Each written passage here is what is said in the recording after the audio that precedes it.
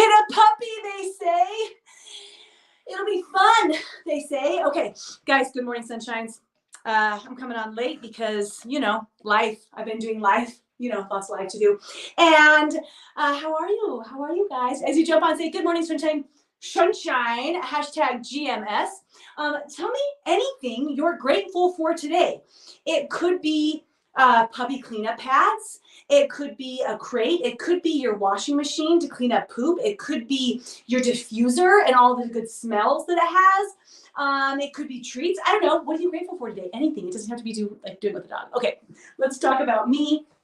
So you guys can just laugh at my laugh for a second. Man, I'm on fire already. Laugh at my life for a second. Let's just tell you what happened. You say, Cal, I've known you for a while, and I know you're not a big dog person. In fact, you're scared of dogs ever since the one bit you in the eye when you were little and you had stitches, and you're also allergic to their fur, so you like sneeze and stuff when you're around them. So you tend to veer away from dogs, and then they know that you're scared. So that's me. That's me if you don't know me. And then you post like, should we get a dog? What's happening? What's going on in your world? So this is the thing, right? For the last couple of years, my kids have been asking for a dog since Frodo passed away. He was a little Pekingese poodle, so he was hypoallergenic, so he was better, and he was super tiny, and I could handle him, but I was still scared of him at times. No worries. And they've been asking for one, and I was like, I just don't think I'm ready for this. We know what's gonna happen, right? If we get a dog, I'm going to be the one taking care of it. Then we have Quincy. We have Witten. Witten has cancer. I get this email that's like about a service dog, support dogs, and how kids with cancer can often get a service dog that's already been trained, but it's also like puppy or tinier in nature, so that they can help support the human, right? And I'm thinking that's really cool, but I don't push the button because I'm right in the middle of cancer stages and I'm going crazy, and I just take a pass. And then like months later, I'm like, I wish I knew where that email was, because my son, my 2-year-old, every time he sees a dog, every time Witten John sees a dog, he is like in love, right? He goes over to our friend's house and he sees this dog, Cubby. It's this big black lab, and he literally marches, Cubby, right into the laundry room, goes and lays in his kennel with him and wraps like this, and we'll just lay on him and pet him. Super therapeutic for him, right? So I've been thinking about it for a while. And when stuff happens like this and it just lines stuff up like this, sometimes you listen, but we're getting to the make fun of Callie part in just a second, because you're going to ask, how's it going? And can I see the puppy? And yes, I'll take you to see her in just a minute. So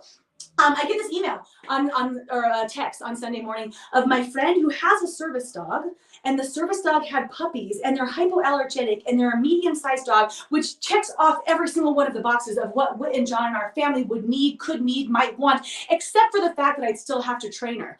And then we take Quincy to see him, because I don't think Quincy's gonna like dogs very much, because he hasn't, and he actually like falls in love. So 2 days later, we have a puppy. Ta-da!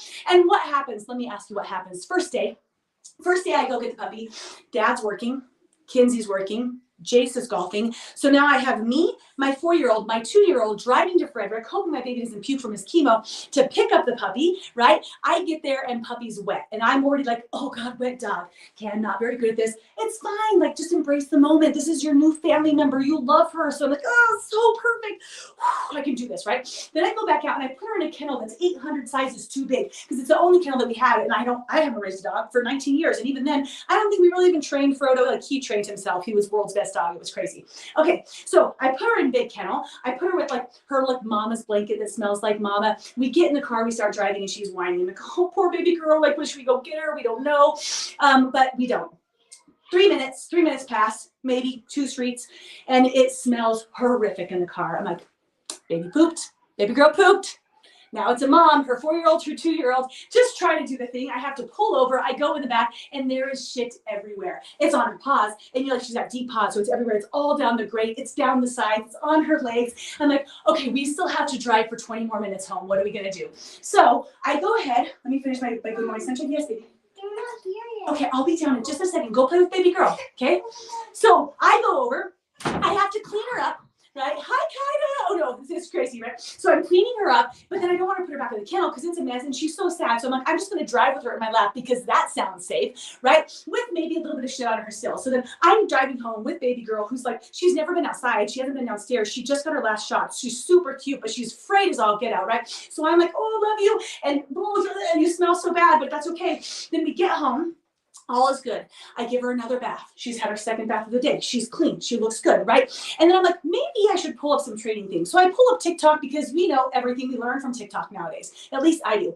I find the 3 best videos. I learn a shitload in approximately 2.5 minutes. I'm like, I need a smaller gate, or a smaller crate. I need a gate. I need different toys for in here. I have to have a specific spot to potty train. I have to take her out every 30 minutes to an hour. These are going to be the rules. This is how we're going to be doing it. And I'm like, I'm doing it all, right? So for the next 6 hours, I'm on a marathon of making sure that I'm taking care of her, right? And she does great. Kaida, she does great. She's 8 weeks old. So she just had her last shots yesterday. So she's pooped and peed outside. We have a specific rock spot. She's done that like 7, 8, 9 times. She's gone on the patio twice. Ooh, she's not supposed to go on the patio. And she's gone on the grass twice. Not supposed to go on the grass. But we're teaching her, and that's just in one day, right? So then last night, we go to bed. Let's just keep going for one more second here. Just breathe with me. You guys can slow down the videos if you need to, just so you know. Okay, so at night, we have to crate train her, right? Which means she's in her little space. She shouldn't like to poop in her space. I'm waiting for John Carroll to get home because I'm tired. I usually go to bed at 8:30 or 9. He didn't get home until 10. I couldn't go to bed without her going to bed, and it wasn't her bedtime yet. So anyways, we stay up. I'm like, John, she's got to poop before she goes to bed, or she's going to poop in the bed. He waits up for an hour. She doesn't poop. He puts her to bed. She does her crate training at night. She did wonderful. Okay. I mean, yes, she whined, but she was good. We went and got her this morning at 6. I thought she'd be up at 5. We were waiting for her. Really can't wait to play with her. She wasn't up until 6. She did poop a little bit in there. So I'm like, okay, John, now you're going to take that poop. I'm going to take her out. We're going to train her. Perfect. Okay. So then I go and I got my eyelashes in. I got a break, and I'm like, I hope they don't mess up the training while I'm gone, because it has to be done very specifically, or she's gonna be confused, right, of what's going on. So I come back home. I'm talking to my friend Mandy. We're catching up on life, and I'm telling her, I'm like, you know what? It's going pretty good. Like I am, like I'm actually like excited about it. It's gonna be a lot of work for like 5 days, but we're gonna train her, and we're gonna train her correctly, and she's gonna be a good dog, and she's gonna know her space on the property.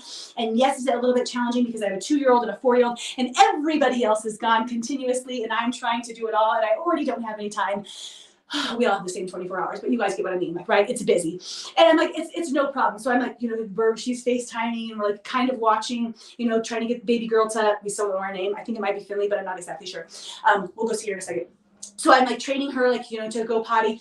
And then I look over, and Witten John is standing like this, covered in poop.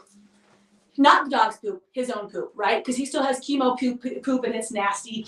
And he likes to take out his diaper because of his diabetes insipidus. So now I've got human baby shit all over my patio. We've got the puppy. I'm like, Quincy, get the puppy over here, because we gotta make sure she doesn't get in the poop, and it's gonna confuse the puppy. So Quincy brings baby girl puppy into her little space in the house. And then I'm still on FaceTime. I'm trying to clean up poop. And then meanwhile, like, Witten starts crying because he wants me to hold you, but I need to wash him, and he doesn't want me to wash him. And then we go over, hold on real quick. And then we go over, and Quincy's just like, Mom, I'm bleeding. And his toe's just bleeding everywhere.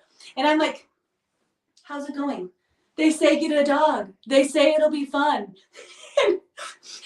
It's not the dog shit that I'm covered in. It's my babies. And it's not the dog's blood I'm covered in. It's my other babies. And the world is crazy. It's just crazy. But you guys, guess what? We're having a lot of fun. It's going to be wild. And you have to have certain expectations when you go into something new, that it's going to be hard. Right? There's going to be challenges. There's going to be a lot of learning and a lot of growth. And here's the final thing. I'm going to be cleaning up shit no matter what, because of my 2-year-old in our situation. I'm going to be cleaning up pee all over no matter what. I'm working on training my small humans, maybe just to get out of footy pajamas, right? And we don't really sleep anyways. So what's the 7th family member? All right, you guys want to go meet her? I think she's taking a nap. I'm not exactly sure. But that's the Laugh at Callie. I don't know how to turn this around. There's got to be a way, but I don't see it. Anyways, that's how my world's going right now. Oh, there's friends here. Okay, hold on. There she is. She's got a playmate already. They're the same size. Look at that. Baby girl. Baby girl. This is Frizz's her friend, Vader. I mean, they haven't met before. They're checking each other out. Oh, yeah. Circle each other up. I don't know. Finley? There's Finley? Nope. Finley? Not Finley. Could be Finley. Like Finn! Okay, guys, I love you. If you want to commit to something, just commit to laughter when your life is a little shit show. Bat shit crazy. Love you guys. Bye.